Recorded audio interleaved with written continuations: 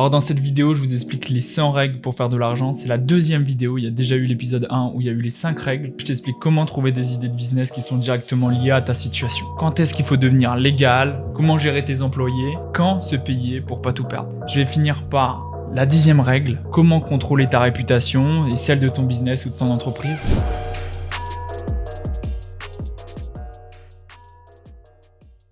Règle 6, comment trouver une idée de business. Je fais de l'argent avec un Airbnb que je loue. Je suis arrivé dans ce business avec le principe simple. Utilise ce que tu as. J'étais en train de faire ma liste et je me suis dit, qu'est-ce que j'ai? Et donc j'ai commencé à lister tout ce que j'ai. Un appart, loué. Une moto. Je sais parler 2 langues. Une mère seule dans une maison de 130 mètres carrés. Beaucoup trop grande pour une personne. Que faire avec cette maison?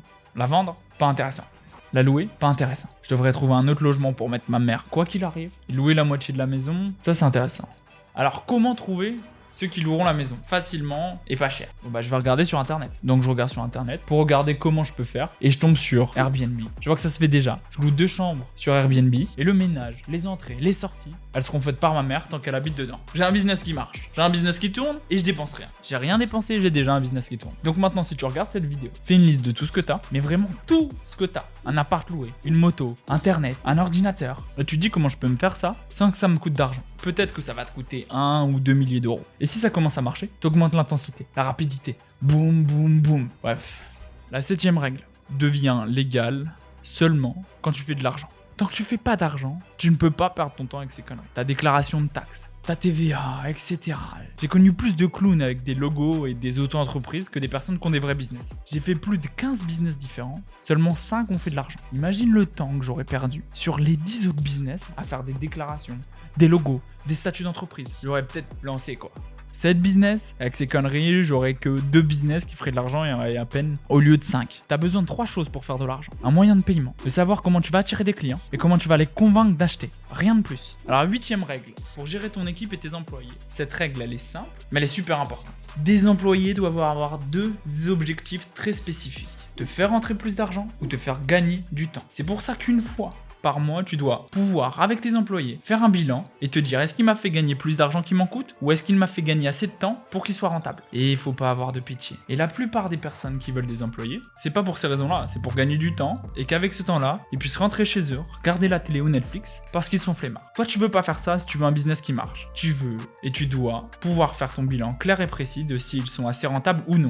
Est-ce qu'ils font gagner plus de temps pour que ton business y grossisse ou pour que tu ailles rentrer chez toi? Et est-ce que tu peux faire leur travail dans tes moments perdus? Si tu peux, les engage pas. Dans ces moments, tu dois pas avoir d'empathie. Tu dois te séparer de ceux qui sont pas assez rentables ou qui ne te font pas gagner assez de temps par rapport à ce que tu leur payes. S'ils ont passé des choses là importantes, ça dégage. Et donc 2 choses importantes dans cette règle, peu importe, même si l'employé est rentable, tu dois sans arrêt lui demander de travailler plus vite. Retour à la règle numéro 1. Toujours travailler plus vite. Quand je travaillais dans l'entreprise de porte-à-porte, je manageais des commerciaux. On était 20, 40. Même ceux qui vendaient, je leur disais de vendre plus et d'aller plus vite. L'objectif était à 2 ventes et quand ils faisaient 2 ventes, je leur disais qu'ils pouvaient signer les papiers plus vite, partir de chez le client plus vite, toquer aux portes plus vite. Et qu'est-ce que ça faisait? Alors même si on n'arrivait pas à l'objectif d'après, ils finissaient le mois en faisant 3, 4 ventes par jour. Je faisais plus d'argent, ils faisaient plus d'argent, tout le monde était content. Quand tu demandes à ton ou tes employés d'aller plus vite, tu obtiens toujours les choses plus vite. Ça sera peut-être pas dans la durée que toi tu veux ou la durée demandée, mais tu l'auras toujours plus vite que si tu demandes pas. Pour récapituler, c'est assez simple, ça c'est le 3e point de cette règle, c'est très important.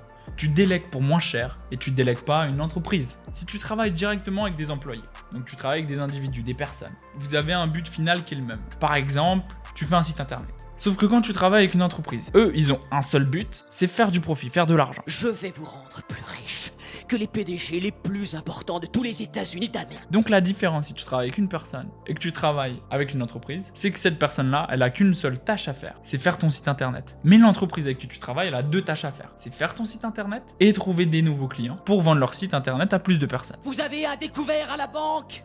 Super, prenez votre téléphone et travaillez. Leur objectif premier est de générer de l'argent, du profit. Donc s'ils doivent choisir entre faire des choses à temps, dans les temps demandés, ou faire plus d'argent, s'ils sont intelligents, ils choisiront faire plus d'argent. Donc tu travailles pas avec eux. Ces entreprises-là seront moins impliquées sur ta réussite et ça sera toujours plus cher, dans 95% des cas. Tu veux déléguer pour le moins cher possible à des personnes et non des entreprises. On continue. Pour la plupart des choses que tu dois faire, que tu dois déléguer, un étudiant peut les faire. Si tu veux déléguer pour pas cher.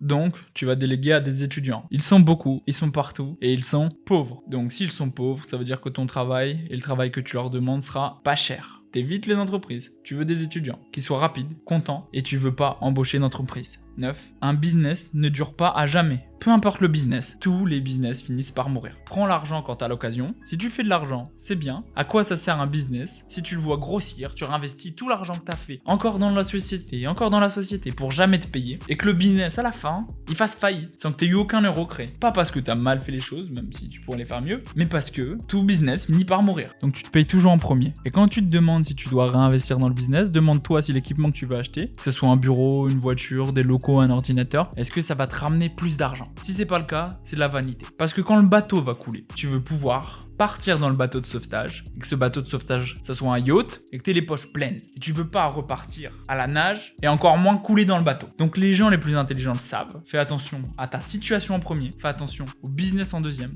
Et je vais pas oublier de vous rappeler la deuxième règle, parce qu'elle est très importante. Tu peux pas merder si tu dépenses pas d'argent. Après évidemment, tu as un business qui marche très bien, tu t'assois sur tout l'argent, tu fais pas évoluer, et tu finis éjecté du marché. Si t'es BlackBerry, et que t'as pas réinvesti sur les smartphones à l'époque où l'iPhone est sorti, t'as merdé. Évidemment, t'as merdé. Si tu t'es assis sur un tas d'oseille et que tu l'as regardé et que t'as pas réinvesti alors que ta société elle faisait beaucoup d'argent, t'as merdé. Mais pour le reste, paye-toi en premier si ça rapporte pas d'argent. C'est pour ça que c'est plus simple de commencer un business si t'es pauvre. Parce que dans le pire des cas, bien tu continues ta vie, tu continues de vivre chez ta mère et tu peux toujours manger. Mais si t'as une voiture, un appart, les assurances à payer ainsi qu'un prêt, bah t'as pas le droit d'échouer. Tu perds tout. Donc pour rappel, tu réinvestis que si tu sais que ça va te rapporter plus d'argent. Tu dois voir précisément le rapport entre l'argent que tu dépenses et l'argent qui rentre. Et paye-toi. Parce que ton business, il va pas durer à jamais. Donc si tu t'es pas payé, tu vas couler avec le bateau. La dernière règle dont je vous ai parlé, comment contrôler ta réputation ou celle de ton entreprise. Alors c'est très important pour ton business ou ton entreprise d'avoir une bonne réputation. Et pour pouvoir faire ça, fais plus de bons que de mauvais. Tu pourras jamais avoir 100% des personnes qui sont contentes. Et c'est très rare qu'une personne insatisfaite